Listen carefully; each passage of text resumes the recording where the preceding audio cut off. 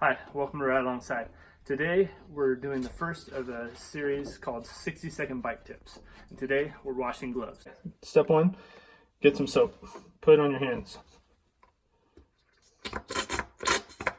Just like you would be washing your hands, get it all over your hands. Get some water on your hands. Put your gloves on. Step two, put the soap on the gloves. Just like you wash your hands with the gloves on. Then rinse.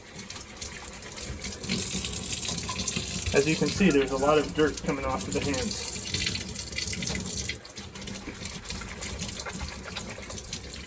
Rinse inside,